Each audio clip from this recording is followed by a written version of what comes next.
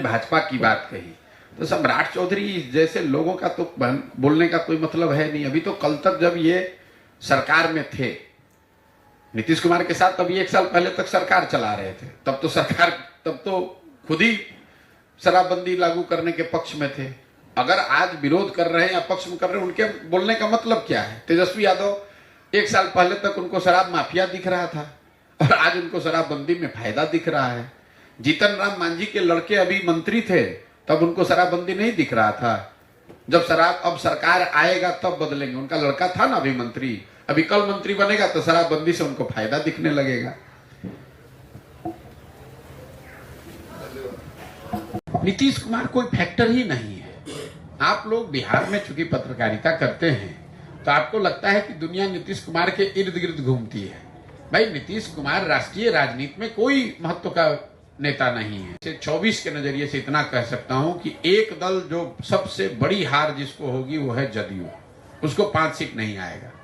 बाकी किसको कितना सीट आएगा नहीं आएगा ये ना मेरा विषय है, ना मैं उस पर कोई टिप्पणी करना चाहता हूं। भाई, गठबंधन का कोई भविष्य कभी था ही नहीं। गठबंधन क्यों बनाया गया पहले आप ये समझिए। नीतीश कुमार को आप जितना समझते हैं उससे कम हम भी नहीं जानते हैं।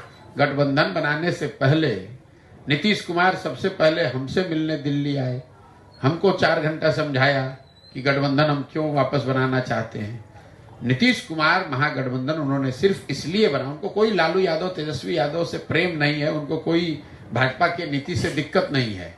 ये नीतीश कुमार के मन में ये डर था कि 24 में अगर हम इस गठबंधन में बने रहे भाजपा के साथ, 24 में लोकसभा जीतने के बाद भाजपा वाले हमको हटा देंगे, क्योंकि दल तो भाजपा का बड़ा था बिहार में। तो वो उनको ऐसा लगता था कि भाजपा वाले अपना मुख्यमंत्री बनाएंगे लोकसभा जीतने के बाद। तो भाजपा ऐसी स्थिति पैदा करे उससे पहले ही छोड़कर लालू यादव के साथ चले जाए तो कम से कम 25 तक तो कुर्सी बच जाएगी। अब उनको ये समझ आकलन नहीं है कि भाई अगर आप महागठबंधन के साथ गए, अगर आप चुनाव हारे तो आपका दल ही नहीं बचेगा, तो गठबंधन बनाइएगा किससे? वही स्थिति होगी, लोकसभा में हारेंगे, दल खत्म। देश के स्तर पर जब लोग पूछते हैं, जो काम मैं पहले करता था कि भाजपा जीतती क्यों है, तो मैं ये आपको बताता हूं कि भाजपा के जीतने के 3 नहीं 4 जो उनकी प्रमुख ताकत है वो है विचारधारा, जिसको हिंदुत्व आप कहते हैं, दूसरा नेशनलिज्म राष्ट्रवाद, तीसरा लाभार्थी, और चौथा उनका जो ऑर्गेनाइजेशनल और फिनेंशियल ताकत है।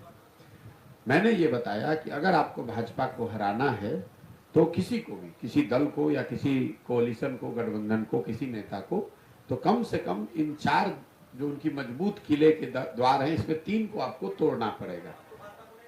मेरे भाई, आप बात सुनने से आप सवाल किए नहीं और जंप कर रहे हैं। हमको बिहार की जनता को जिताना है, हमको भाजपा को नहीं हराना है, हमको बिहार की जनता को हराना है। क्यों? यहाँ भाजपा जीती भी है, हारी भी है, बिहार की जनता की स्थिति तो नहीं बदली। यहाँ पर लालू नीतीश जीते भी हैं, हारे भी हैं, कांग्रेस जीती भी है, हारी भी है। हम लोगों ने यूपीए का भी सरकार देखा और 10 साल का एनडीए का भी सरकार देखा। बिहार से पलायन तो नहीं रुका, बिहार से गरीबी तो नहीं सुधरी। आपने 40 वर्ष कांग्रेस का भी राज देखा, भाजपा नीतीश का भी राज देखा, नीतीश और लालू का भी राज देख रहे हैं, आपकी स्थिति तो नहीं सुधरी। तो जब तक आप उस समस्या के मूल को नहीं समझिएगा, जड़ को नहीं सुधारिएगा, जड़ में लालू नीतीश भाजपा नहीं है, जड़ में यहाँ के लोगों की वो प्रवृत्ति है कि जहां आप 5 वर्ष अपनी समस्याओं से जूझते हैं, रोते हैं, गाते हैं, गाना गाते हैं, परेशान रहते हैं, लेकिन जिस दिन वोट देने जाते हैं तो उन सारी समस्याओं को भूलकर जात पर, धर्म पर, लालू के डर से भाजपा को, भाजपा के डर से लालू को वोट करते हैं। इसीलिए आपकी समस्या सुलझती नहीं है। भाजपा की बात कही तो सम्राट चौधरी जैसे लोगों का तो बोलने का कोई मतलब है नहीं। अभी तो कल तक जब ये सरकार में थे नीतीश कुमार के साथ, तभी 1 साल पहले तक सरकार चला रहे थे, तब तो खुद ही शराबबंदी लागू करने के पक्ष में थे। अगर आज विरोध कर रहे हैं या पक्ष में कर रहे हैं, उनके बोलने का मतलब क्या है? तेजस्वी यादव 1 साल पहले तक उनको शराब माफिया दिख रहा था और आज उनको शराबबंदी में फायदा दिख रहा है। जीतन राम मांझी के लड़के अभी मंत्री थे, तब उनको शराबबंदी नहीं दिख रहा था। जब अब सरकार आएगा तब बदलेंगे। उनका लड़का था ना अभी मंत्री, अभी कल मंत्री बनेगा तो शराबबंदी से उनको फायदा दिखने लगेगा।